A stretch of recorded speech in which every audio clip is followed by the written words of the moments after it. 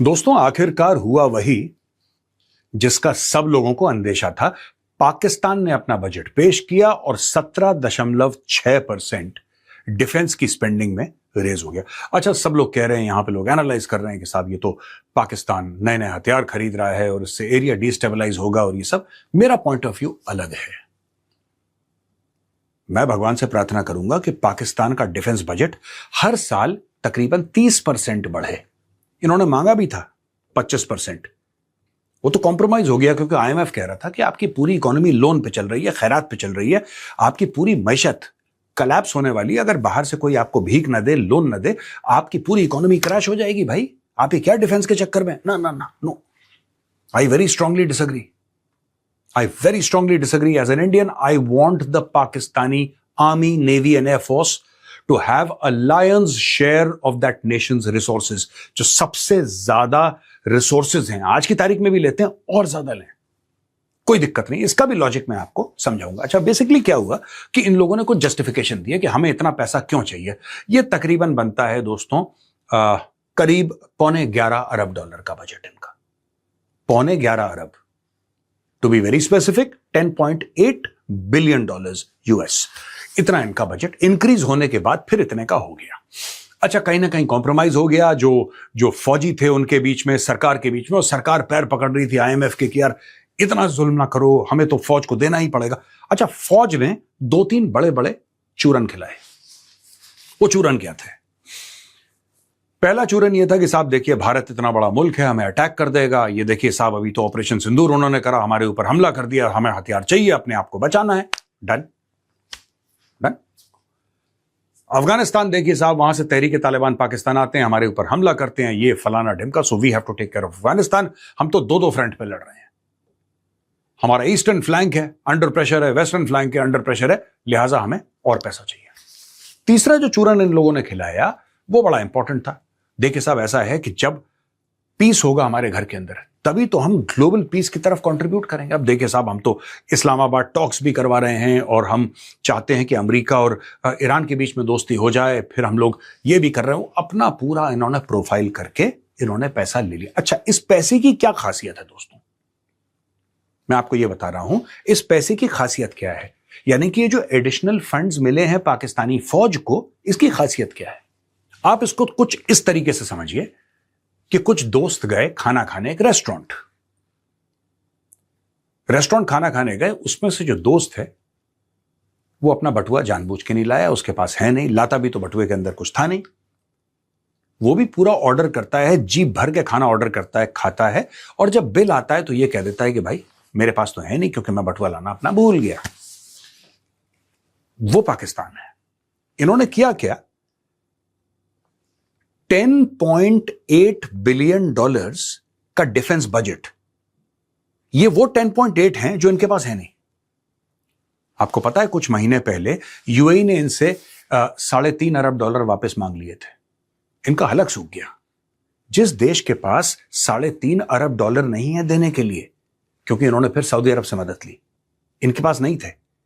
जो $3.5 अरब नहीं दे सकता, वो $10.8 अरब डिफेंस पे कैसे खर्च कर सकता है? यानी कि बजट हो गया। बजट वही होता है ना, जो आपके पास पैसा है आप उसको कैसे खर्च करेंगे। घरों का भी बजट ऐसे ही चलता है, देश का भी है। भैया आपका इतना टैक्स कलेक्शन है, इतना ये डायरेक्ट टैक्स, इनडायरेक्ट टैक्स, फलाना जीएसटी वीएसटी जो भी है, इतना इतना पैसा आपके पास इकट्ठा हो गया। और इस पैसे को आप कैसे एलोकेट करेंगे? इस मिनिस्ट्री को इसको इतना, फौज को इतना, इंफ्रास्ट्रक्चर के लिए इतना, फलाना पूरा। That is how it happens in every country. Pakistan के साथ ये प्रॉब्लम है, जो अलॉटमेंट है वो कागजों में हो रहा है। एक कागज में ये पहले क्या करते हैं कि आपको कितना चाहिए, कागज में लिखा, टोटल करा, फिर उसको लेकर आईएमएफ के पास गए कि ये हमारा बजट है, अब लाओ पैसा। आप समझ रहे हैं? Pakistan does not have this money that it is spending on it's army, and this is exactly what I told you. जब मैंने शुरू करा था ना, मैंने आपको यही बात बताई थी कि मैं एज एन इंडियन चाहता हूं कि पाकिस्तान का डिफेंस बजट हर साल तकरीबन 30% बढ़ाएं ये लोग प्रीवियस बजट से। बढ़ाते रहें। देखिए, जैसा मैंने बोला, इनके पास वो खर्च करने के लिए पैसे नहीं है, तो करते क्या है? अगर कोई वेस्टर्न कंट्री है या वेस्टर्न इंस्टीट्यूशन है जिसको ये लोग बेवकूफ बना सकते हैं, अपनी सॉब स्टोरी सुना के, अपने विक्टिम कार्ड प्ले करके कि हम तो मर जाएंगे साहब, वो भारत हमें टेंशन दे रहा है और अफगानिस्तान हमें टेंशन दे रहा है और देखिए हम कितना खूबसूरत काम कर रहे हैं और डोनाल्ड ट्रंप के साथ हम खाना खा रहे हैं। ये सारा का सारा चूरन अगर किसी वेस्टर्न कंट्री को सुनाते हैं या western institution like the IMF, the world bank सुनाते हैं तो उनको पैसे मिलते हैं। लेकिन अगर यही गाना वो चाइना के सामने गाते हैं, चाइना इनकी जमीन घेर लेता है। और यही स्मार्टनेस इस बार सऊदी अरब ने दिखाई। अब आपको बात समझ में आ गई। सऊदी अरब ने बोला कि कराची के बीच में, नियर कराची पोर्ट, जो कराची का पोर्ट है, बिन कासिम पोर्ट है, इट्स अ मैसिव पोर्ट, उस पोर्ट के अंदर हम कुछ डेवलपमेंट करेंगे। Pakistan will give that land to Saudi Arabia. Saudi Arabia कुछ डेवलपमेंट करना चाहता है। ये सब बकवास है दोस्तों, कोई डेवलपमेंट नहीं है। बात यह है कि सऊदी अरब ने इतने पैसे दे दिए पाकिस्तान को, Pakistan has no means, there is no way Pakistan can pay back that money to Saudi Arabia. तो उसके एवज में सऊदी अरब फिर इनसे जमीन ले रहा है, क्योंकि पाकिस्तान के पास सिर्फ एक रिसोर्स है, दैट इज लैंड। उसके अलावा इनका बेड़ा गर्क है। अब ये अपने स्क्रीन पे देखिए, ये चाइना से कह रहे हैं कि हमें न्यूक्लियर सबमरीन्स दे दो। ये मैंने खबर कवर करी थी कुछ दिन पहले। चाइना को कहते हैं कि हमें न्यूक्लियर सबमरीन्स दे दो, इंडिया के पास है लिहाजा हमें भी चाहिए और सेकंड स्ट्राइक कैपेबिलिटी हमें चाहिए। चाइना ने बोला ठीक है, क्यों चाहिए, लेकिन कैसा नहीं, वो इंडिया के पास सेकंड स्ट्राइक है, हमारे पास भी होनी चाहिए और हम भी ऐसे न्यूक्लियर पनडुब्बियां चाहते हैं जिससे हम मिसाइल फायर करें भारत की ओर, ये सब। अब पैसे इनके पास थे नहीं, तो भाइयों ने क्या करा, एक ऑफर दिया चाइनीज को। चाइनीज ने बोला कि तुम लोग इतना मुफ्त का खाते हो, हर समय फ्री का खाते हो, कभी तो पैसा दोगे। इन्होंने बोला सर एक काम करो, आप ग्वादर ले लो।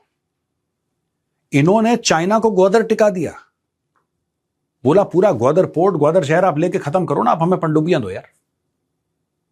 अब पनडुब्बियां इनको क्यों चाहिए दोस्तों, ये भी समझ लीजिए, फिर मैं ग्वादर पे बाद में आता हूं। पनडुब्बी इसलिए चाहिए क्योंकि जब पनडुब्बी की डील होगी, माना कि 20 अरब की डील हुई है, अब 20 अरब का 1/10वां हिस्सा भाई लोगों के पास नहीं है। जेबें इनकी खाली है, जेबें फटी हुई है रादर। ये 20 अरब आएंगे कहां से? 20 अरब कहीं से नहीं आएंगे। ये एक काम करेंगे, ये चाइनीज कंपनियों को बोलेंगे कि ठीक है 20 अरब का कॉन्ट्रैक्ट हम आपको देते हैं, आप एक काम करिए, इसको आप बना दीजिए 22 अरब का। 2 अरब हमें वैसे दे देना, 20 अरब तुम रख लेना, और इसके एवज में हम तुम्हें ये पूरी की पूरी जमीन दे देंगे जिसकी वैल्यू तो इतनी है और स्ट्रेटेजिक वैल्यू तो इतनी है और इतनी है। उसके बारे में गाना सुना, चाइना ने मना कर दिया। चाइना ने मना कर दिया।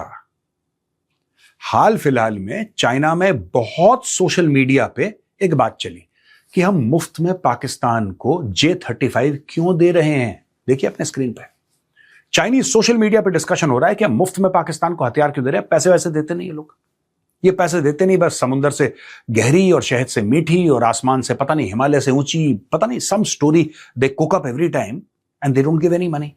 तो बात यह है कि दोस्तों जो बात डिस्कशन कर रहे हैं ना इंडियन मीडिया में कि पाकिस्तान का ये हो गया और इतना बजट बढ़ा दिया, you should be happy, you should be grateful.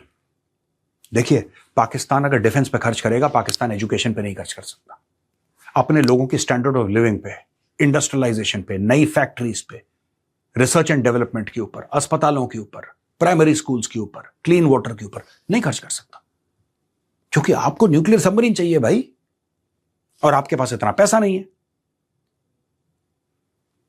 अपने लोगों को एजुकेशन देने के लिए पाकिस्तान कभी हाथ नहीं फैलाएगा, वो छोटी चीज है। इल्म के लिए, पढ़ाई के लिए कौन भीख मांगता है? भीख मांगनी है पनडुब्बी के लिए मांगो, बड़े आइटम के लिए भीख मांगो। तो दोस्तों ये जो बजट पास हुआ है, I was hoping it would be 25%, ये सिर्फ 17.6% इंक्रीज हुआ है। मैं चाहता था और ज्यादा हो। दोस्तों जितना पाकिस्तान खर्चा करेगा अपने डिफेंस के ऊपर, उस पैसे को खर्च करेगा जो पाकिस्तान के पास है ही नहीं, it does not have that money. तो फिर होगा क्या दोस्तों? होगा यही कि धीरे धीरे पाकिस्तान जब नहीं चुका पाएगा, उसके एवज में पाकिस्तान जमीन देगा और लोन उसके ऊपर चढ़ता रहेगा, चढ़ता रहेगा, चढ़ता रहेगा, और यही पाकिस्तान की असली फॉल्ट लाइन बनेगी।